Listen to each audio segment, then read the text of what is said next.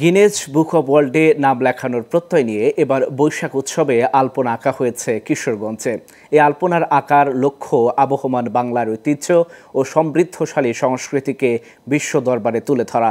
আর এই আলপনা দেখতে কিশোরগঞ্জের মিঠামইনে জড়ো হয় বিভিন্ন প্রান্ত থেকে আসা দর্শনার্থীরা।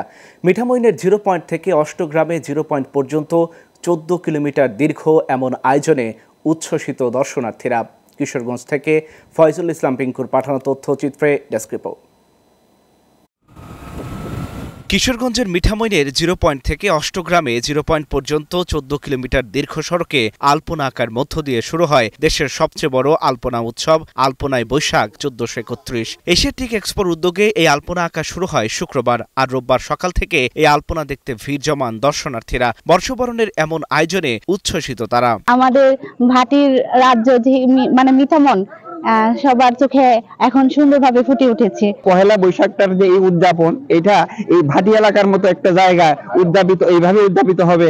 শুনেছি যে এটা গিনেস বুকেও এটার এই রেকর্ডটা অন্তর্ভুক্ত হওয়ার একটা উদ্যোগ নেওয়া হয়েছে। আরো মাঝখানে এরকম আলপনা যেটা ভাটি অঞ্চলকে আরো রাঙিয়ে উঠেছে। এই আলপনা এঁকেছেন কিশোরগঞ্জ, খুলনা ও ঢাকা সহ দেশের বিভিন্ন স্থানের মোট 650 জন শিল্পী। তাদের তুলিতে বৈশাখের মুগ্ধতা ছড়ানোর পাশাপাশি লক্ষ্য বিশ্ব রেকর্ড গড়ার। আমাদের এটা 1000 বছরের ঐতিহ্য আমাদের পহেলা বৈশাখ।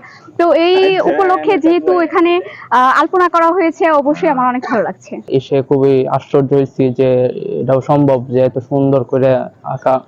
তো আমি খুবই আজকে অনেক খুশি আর হ্যাপি। 14 কিলো রাস্তার উপরে এই আলপনা কাজ হচ্ছে, যা এই বিশ্বের বুকে এই প্রথম, যেটা আমাদের মিঠামন অষ্টগ্রামের এই মিঠামনের এই অলৌকিক রাস্তার মধ্যে হচ্ছে। সকাল 10টায় আইসিটি প্রতিমন্ত্রী জুনায়েদ আহমেদ পলক আলপনায় বৈশাখের উদ্বোধন করেন। উদ্বোধনের পর থেকেই দর্শনার্থীরা ভিড় করতে থাকে। আমি মনে করি যে বাংলালিংকের আজকের এই আয়োজনের মধ্য দিয়ে বিশ্বের সবচেয়ে দীর্ঘতম আলপনা, প্রায় আমি শুনেছি 14 কিলোমিটার জুড়ে একটা আলপনা অঙ্কন করা হচ্ছে, যেখানে কিন্তু প্রায় 650 শিল্পী অংশগ্রহণ করেছে।